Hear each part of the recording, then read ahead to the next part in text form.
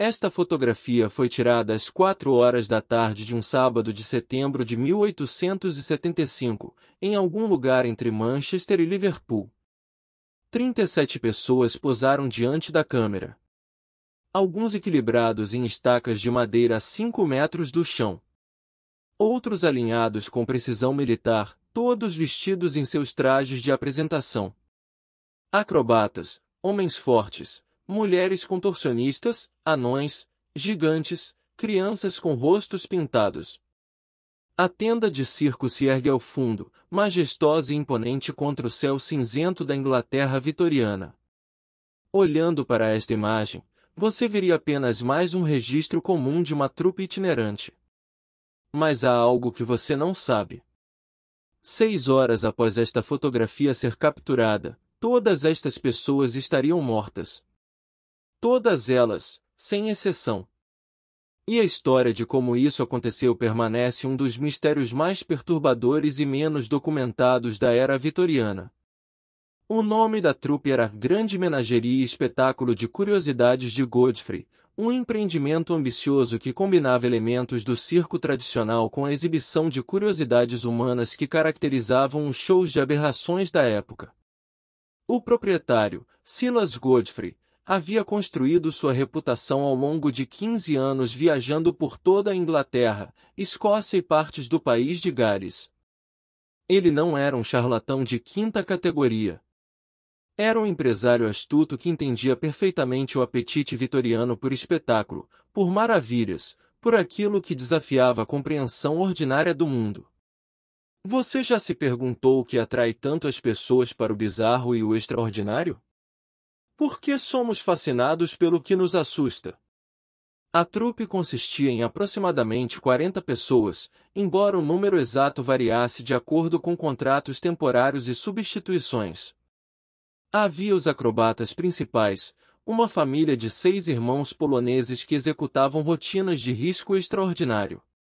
Havia 3 homens classificados como gigantes, medindo entre 2,20 metros e 2,40 metros, uma condição provavelmente resultante de gigantismo pituitário.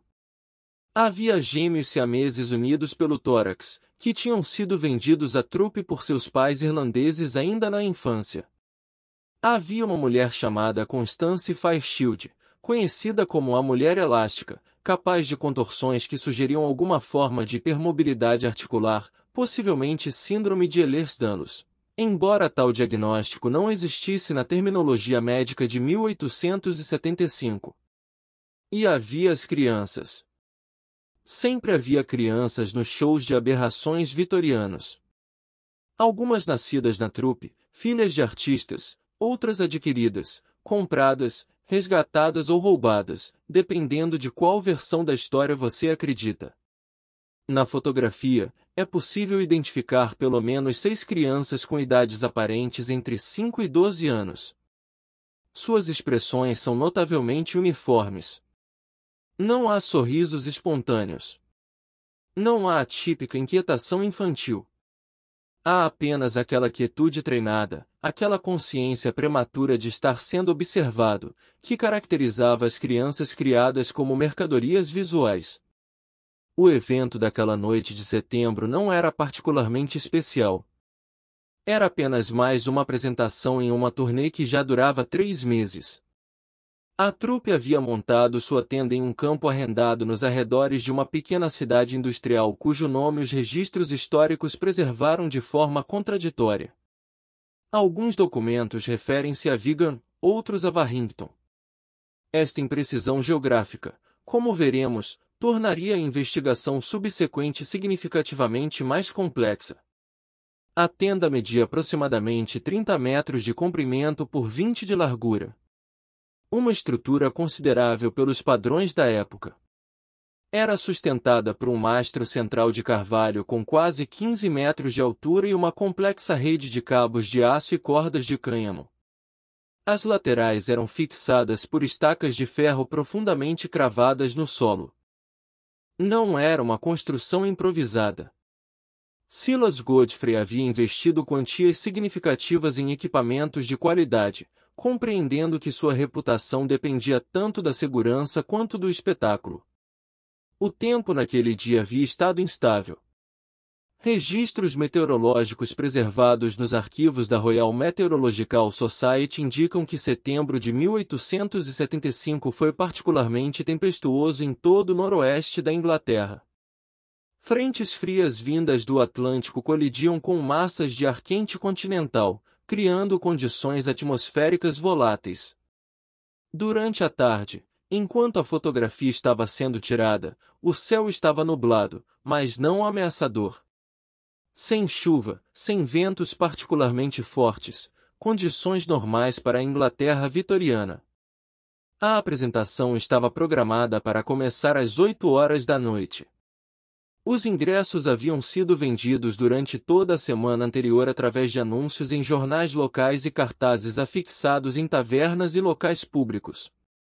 O preço variava de acordo com a localização do assento. 3 pence para as arquibancadas laterais de madeira, 6 pence para assentos da frente, 1 shilling para a área VIP, reservada para famílias de melhor condição social. Para contexto, um trabalhador industrial médio ganhava entre 15 e 20 shillings por semana. Portanto, assistir ao espetáculo representava uma despesa considerável, mas acessível para a classe trabalhadora britânica. Estimativas baseadas em registros de venda de ingressos e relatórios subsequentes sugerem que entre 250 e 300 pessoas compareceram naquela noite.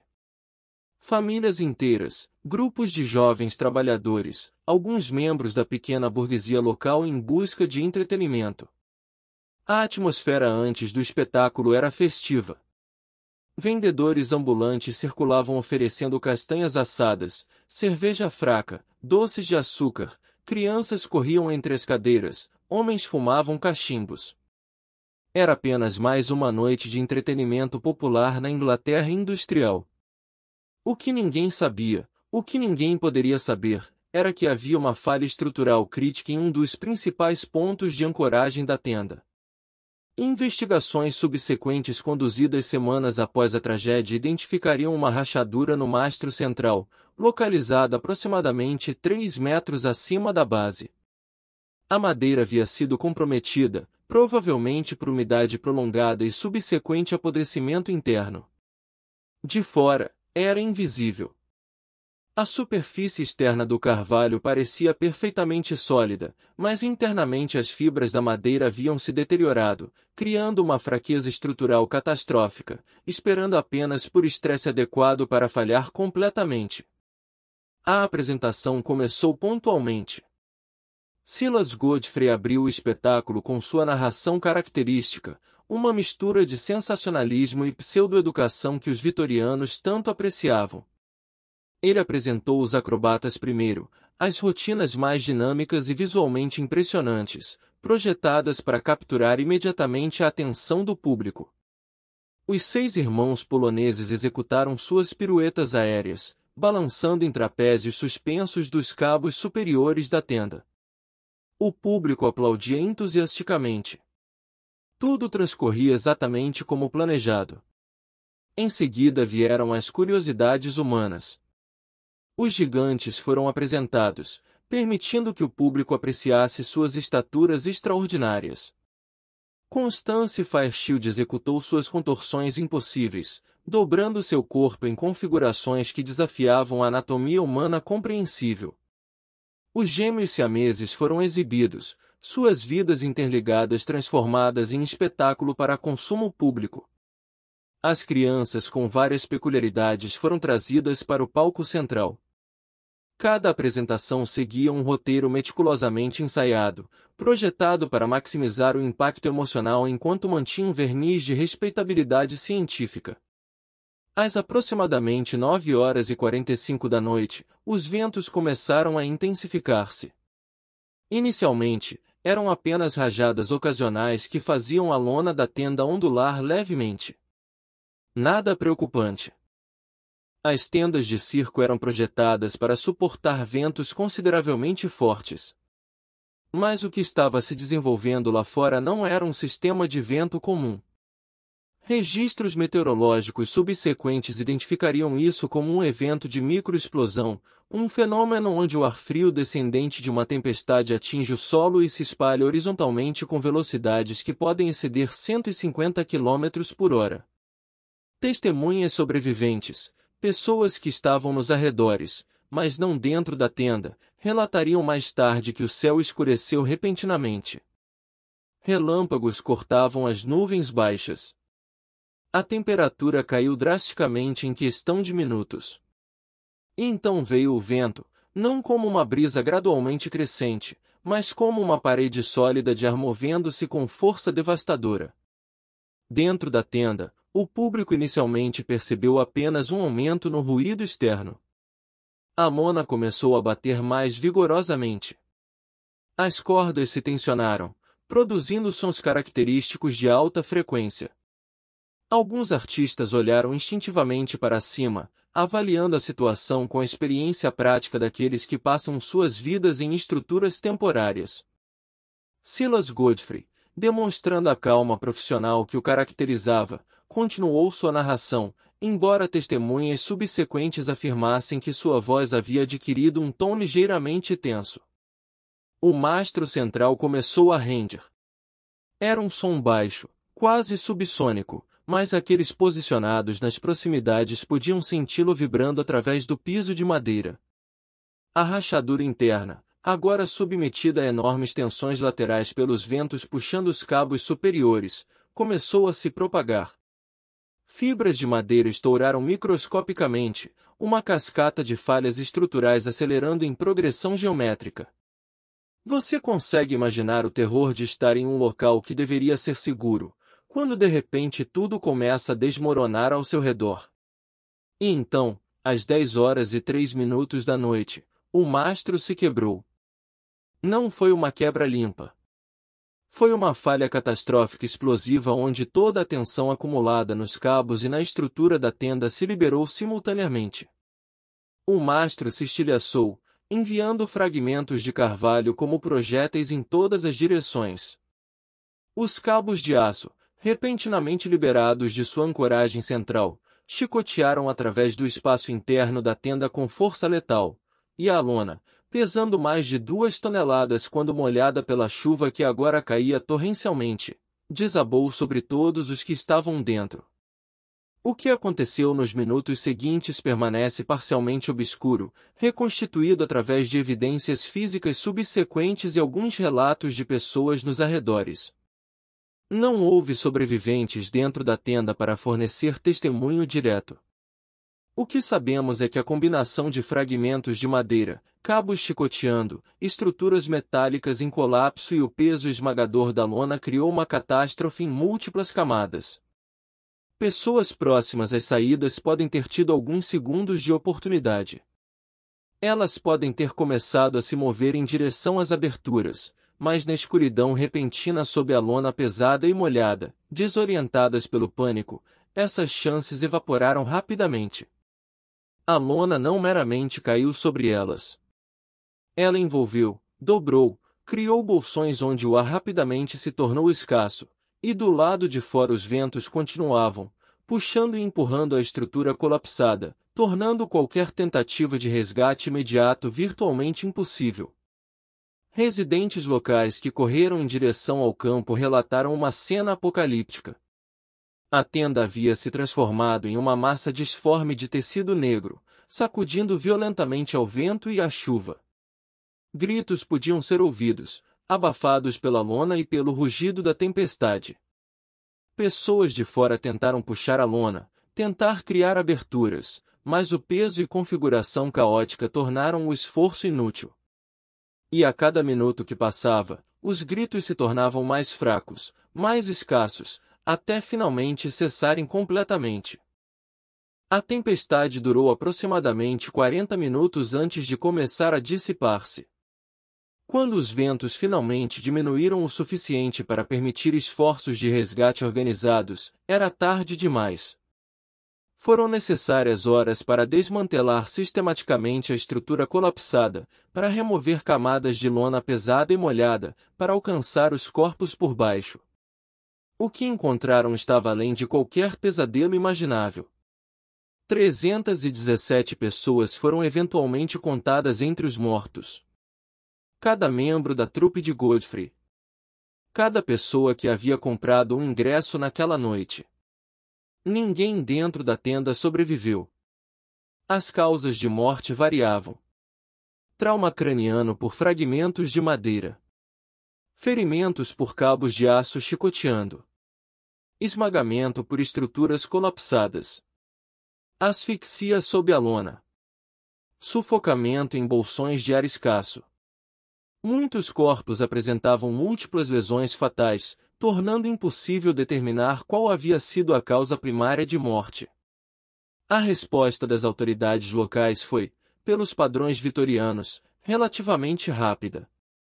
Um legista foi chamado na manhã seguinte. A polícia do condado estabeleceu um perímetro. Telegramas foram enviados a Manchester e Liverpool solicitando assistência, mas a magnitude da tragédia excedia completamente a capacidade de resposta de uma pequena cidade industrial. Não havia necrotério grande o suficiente. Não havia caixões suficientes. Não havia coveiros suficientes para cavar 317 sepulturas. A solução foi pragmática e brutal em sua eficiência. Um campo adjacente foi consagrado como cemitério de emergência. Sepulturas comuns foram escavadas. Os corpos foram envoltos em lençóis quando disponíveis, simplesmente depositados quando não havia tecido suficiente. Registros de identificação foram mantidos tanto quanto possível, mas muitos corpos estavam desfigurados demais para fácil reconhecimento. Pertences pessoais foram catalogados. Relógios de bolso, alianças de casamento, brinquedos de criança, medalhas religiosas, pequenos objetos que representavam vidas inteiras agora extintas. Reginald Chamberlain, o legista responsável pela investigação oficial, produziu um relatório de 43 páginas que permanece arquivado nos Arquivos Nacionais em Londres. Seu documento é meticuloso na descrição das lesões, preciso na análise da falha estrutural, mas curiosamente reticente em certas áreas. Existem lacunas significativas. Há seções onde a linguagem se torna vaga, evasiva, e há um apêndice confidencial selado por ordem judicial que não seria acessível ao público por 50 anos após a tragédia. Por quê? O que justificaria tal sigilo? A resposta emerge gradualmente quando se examinam documentos periféricos, correspondências privadas, artigos de jornais que foram publicados mas rapidamente suprimidos. Havia aspectos da tragédia que as autoridades vitorianas consideravam profundamente inconvenientes, potencialmente perigosos para a ordem social. Primeiro, havia a questão da responsabilidade. Quem era legalmente culpado por 317 mortes? Silas Godfrey estava morto, eliminando o alvo óbvio de responsabilidade legal. Mas investigações revelaram que ele havia contratado construtores locais para auxiliar na montagem da tenda. Esses homens também estavam mortos. A madeira do mastro havia sido comprada de um fornecedor em Liverpool. Este fornecedor alegava que a inspeção de qualidade era a responsabilidade do comprador. Funcionários que haviam emitido licença para o espetáculo alegavam que sua jurisdição cobria apenas aspectos administrativos, não segurança estrutural. Ninguém queria aceitar a culpa. Todos apontavam para outros. Por que você acha que as autoridades estavam tão relutantes em assumir a responsabilidade? O que isso revela sobre os valores da sociedade vitoriana? Segundo, havia a composição do público. Entre os mortos estavam membros de famílias respeitáveis da região, um magistrado local e sua esposa, 2 comerciantes prósperos, o filho de um reverendo. A presença dessas pessoas em um show de aberrações, entretenimento que a moralidade vitoriana oficialmente considerava vulgar e inadequado, criava constrangimento social. Famílias não queriam reconhecer publicamente que seus entes queridos haviam estado lá. Preferiam silêncio discreto à admissão pública. Terceiro, E talvez mais perturbador, havia evidências sugerindo que o pânico havia contribuído significativamente para a letalidade do desastre. Análises de padrões de lesão indicavam que muitas pessoas haviam sido esmagadas, não apenas pela estrutura colapsada, mas por outras pessoas desesperadas tentando escapar. Havia corpos empilhados perto das saídas, sugerindo esmagamento de multidão. Crianças haviam sido pisoteadas, idosos derrubados e deixados para trás. Esta selvageria instintiva, este colapso completo da civilidade diante do terror, contradizia a autoimagem vitoriana de superioridade moral e controle racional. Reginald Chamberlain, em suas notas privadas, escreveu uma passagem que nunca apareceu em seu relatório oficial. Ele observou que entre os artistas da trupe, muitos demonstravam padrões de lesão que sugeriam tentativas de proteger membros do público.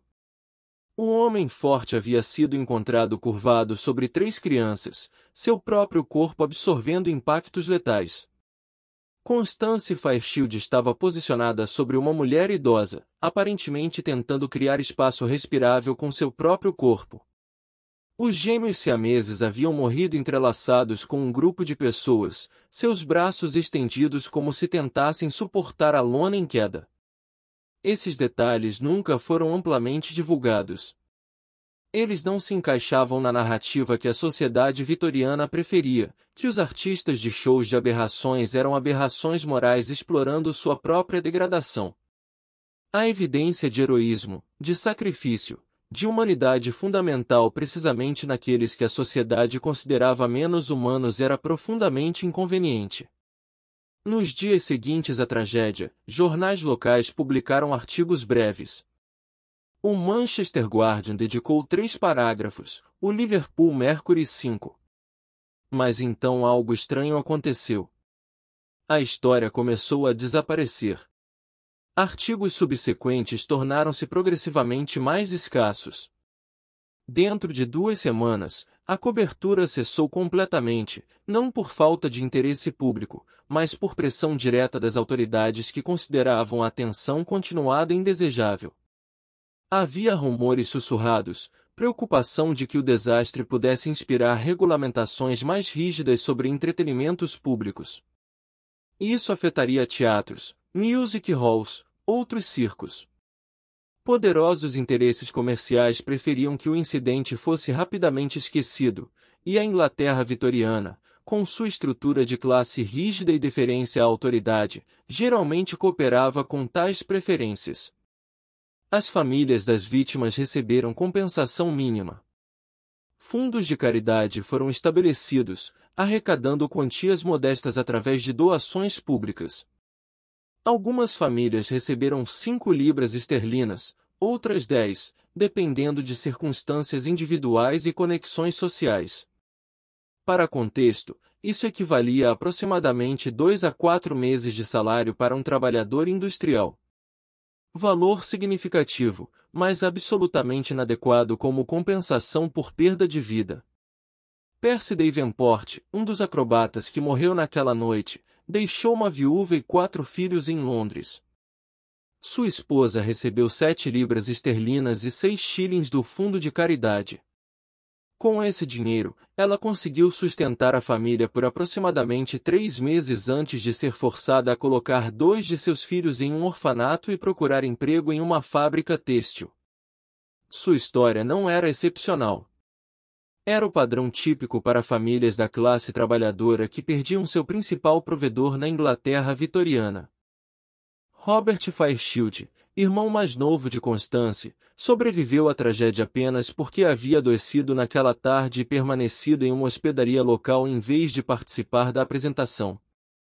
Aos 16 anos, ele perdeu sua irmã, sua família circense, seu meio de subsistência. Documentos subsequentes mostram que ele tentou continuar como artista solo, mas sem sucesso. Em 1878, seu nome aparece em registros de um asilo para pobres em Birmingham. Em 1882, ele desaparece completamente dos registros históricos, presumivelmente morto em circunstâncias não documentadas. O campo onde ocorreu a tragédia foi abandonado. Nenhuma estrutura foi erguida lá. Nenhuma placa memorial instalada. Por décadas, permaneceu como terreno vazio, ocasionalmente usado para pastagem de ovelhas. Residentes locais evitavam o lugar, especialmente à noite. Histórias começaram a circular, como inevitavelmente acontece em locais de tragédia massiva. Vozes ouvidas no vento, figuras vistas entre a névoa, luzes inexplicáveis, o repertório completo de lendas fantasmagóricas que a mente humana cria para processar trauma coletivo. Em 1923, quase 50 anos após a tragédia, um empresário local decidiu construir um armazém no campo. Trabalhadores escavando as fundações descobriram ossos, muitos ossos. As sepulturas comuns de 1875 haviam sido marcadas apenas superficialmente, e décadas de crescimento da vegetação haviam obscurecido completamente sua localização. A construção foi interrompida. Arqueólogos foram chamados. Os restos mortais foram exumados, catalogados tanto quanto possível, e reenterrados em um cemitério adequado com uma pequena placa memorial que simplesmente dizia, em memória daqueles que pereceram na tragédia do circo, setembro de 1875. A fotografia que você está observando foi descoberta em 1967 em um baú de documentos familiares pertencentes a descendentes do fotógrafo que a capturou. Estava junto com placas de vidro, notas contábeis, correspondências mundanas. Ninguém na família conhecia seu significado. Foi apenas quando um historiador local, pesquisando entretenimentos vitorianos, identificou conexões entre nomes listados nas notas do fotógrafo e vítimas da tragédia que a verdadeira natureza da imagem foi revelada. Esta não é apenas uma fotografia de uma trupe de circo. É o último registro de vida de 37 pessoas, capturado 6 horas antes de sua morte coletiva. Cada rosto nesta imagem, cada postura, cada expressão representa alguém que não sabia que estava vivendo suas últimas horas. A mulher na segunda fileira, terceira da esquerda, se casaria na semana seguinte. O homem alto no fundo tinha uma passagem de navio comprada para emigrar para a América. A criança na frente estava aprendendo a ler. Todos esses futuros, todas essas possibilidades, extintos em 40 minutos de vento e terror. A história da tragédia de 1875 permanece obscura, não por falta de documentação, mas por supressão ativa. Foi uma ferida que a sociedade vitoriana preferiu não examinar. Uma falha sistêmica que revelou aspectos desconfortáveis sobre prioridades comerciais, indiferença oficial e a hierarquia de vidas consideradas dignas de luto público versus aquelas que poderiam ser discretamente esquecidas. Artistas de shows de aberrações ocupavam uma posição peculiar na Inglaterra vitoriana. Eram simultaneamente celebridades e párias, fontes de fascinação e objetos de desdém. Quando vivos, atraíam multidões dispostas a pagar para vê-los. Quando mortos, tornavam-se inconveniências estatísticas, problemas administrativos a serem processados eficientemente e então arquivados. A tragédia expôs esta hipocrisia de uma maneira que as autoridades consideravam profundamente embaraçosa. Existe uma carta preservada nos arquivos do Ministério do Interior datada de outubro de 1875. É de um policial de Manchester escrevendo para um superior em Londres discutindo a cobertura da imprensa sobre a tragédia. Ele escreve: seria prudente desencorajar investigação jornalística adicional. O incidente, embora lamentável, envolveu principalmente indivíduos de categoria social questionável. A tensão prolongada serve apenas para perturbar as sensibilidades públicas sem benefício correspondente. A carta nunca foi oficialmente enviada, mas sua existência no arquivo sugere que o sentimento era compartilhado em níveis oficiais.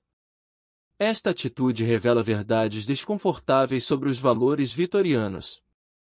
Uma sociedade que se orgulhava de progresso científico, civilidade e princípios cristãos era simultaneamente capaz de hierarquizar vidas humanas com crueldade extraordinária. Artistas de shows de aberrações, na mentalidade oficial, valiam menos que membros respeitáveis da sociedade. Suas mortes justificavam menos investigação, menos compensação, menos memória pública. Mas olhe novamente para a fotografia. Veja os rostos. Não veja curiosidades, aberrações, atrações. Veja pessoas. Veja o acrobata que provavelmente temia alturas, mas superava esse medo diariamente. Veja a mulher contorcionista cujas articulações doíam constantemente, mas que sorria durante as apresentações. Veja as crianças que brincavam entre apresentações, que tinham amigos imaginários, que sonhavam com futuros diferentes. Veja a humanidade completa e complexa merecedora de dignidade. A tragédia de 1875 não foi apenas falha estrutural de uma tenda. Foi falha moral de uma sociedade inteira que permitiu que 317 vidas fossem descartadas da memória coletiva tão facilmente. E ao resgatar esta história das sombras, ao nomear as vítimas, ao reconhecer sua humanidade, executamos um pequeno ato de justiça histórica. Quando a tempestade finalmente passou naquela noite de setembro, quando o silêncio desceu sobre o campo inameado e a lona colapsada, algo fundamental havia mudado. Não em políticas oficiais, não em regulamentos de segurança, não em atitudes sociais. Estes permaneceriam inalterados por décadas, mas nas memórias das pessoas que viviam nas proximidades, que ouviram os gritos, que ajudaram a remover os corpos, que cavaram as sepulturas. Eles sabiam. Eles carregavam o conhecimento visceral de que a civilização vitoriana, com toda a sua pompa e certeza moral, era uma estrutura frágil que poderia colapsar tão catastroficamente quanto qualquer tenda de circo. Se esta história perturbou você, se despertou questões sobre como sociedades valorizam diferentes vidas de maneira diferente, sobre como tragédias são lembradas ou esquecidas com base em quem foram as vítimas, este desconforto é valioso. É um sinal de consciência moral funcionando. O que será que nossa própria sociedade escolhe ignorar hoje? Quais tragédias contemporâneas são suprimidas porque as vítimas não são consideradas importantes o suficiente? Se você chegou até aqui nesta narrativa sombria, compartilhe nos comentários qual aspecto desta história você achou mais perturbador. A tragédia em si, ou a forma como foi encoberta? Deixe seu like se você acredita que histórias esquecidas como esta merecem ser contadas. E não se esqueça de assistir ao próximo vídeo que está aparecendo na tela, onde exploramos mais segredos obscuros da era vitoriana que a história oficial tentou apagar. Afinal, como disse o filósofo George Santayana, aqueles que não conseguem lembrar o passado estão condenados a repeti-lo.